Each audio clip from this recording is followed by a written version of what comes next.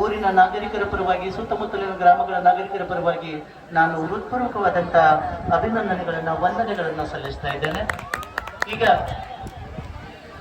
ಜಿಲ್ಲಾ ಘಟಕದ ಅಧ್ಯಕ್ಷರಾದಂಥ ಶ್ರೀಯುತ ಬಾಲನಗೌಡ ಎಸ್ ಪಾಟೀಲ್ ಅವರು ತಾವು ದಯವಿಟ್ಟು ಒಂದೆರಡು ಮಾತುಗಳನ್ನ ಆಡ್ಬೇಕಂತ ಹೇಳಿ ವಿನಂತಿ ಮಾಡ್ಕೊತಾ ಇದ್ದೇನೆ. ವರುಣನ ಒಂದು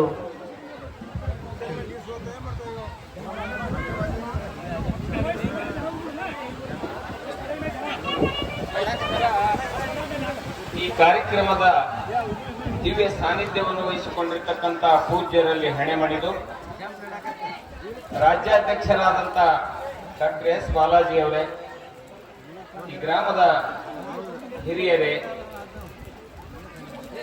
ಇವತ್ತು ಬಳುತಿ ಗ್ರಾಮದಲ್ಲಿ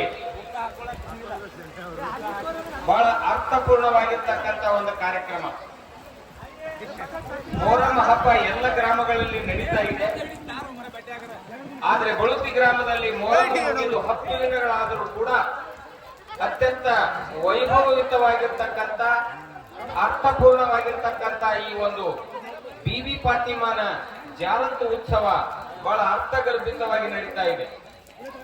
ನಮ್ಮ ರಾಜ್ಯಾಧ್ಯಕ್ಷರು ಹೇಳಿದ ಹಾಗೆ ಹಿಂದೂ ಮುಸ್ಲಿಂ ಒಂದೇ ನಾಣ್ಯದ 2 ಮುಖಗಳು ಅಂತಕ್ಕಂಥ ಒಂದು ದರ್ಶನ ಈ ಬಳುತಿ ಗ್ರಾಮದಲ್ಲಿ ಆಗ್ತಾ ಇದೆ.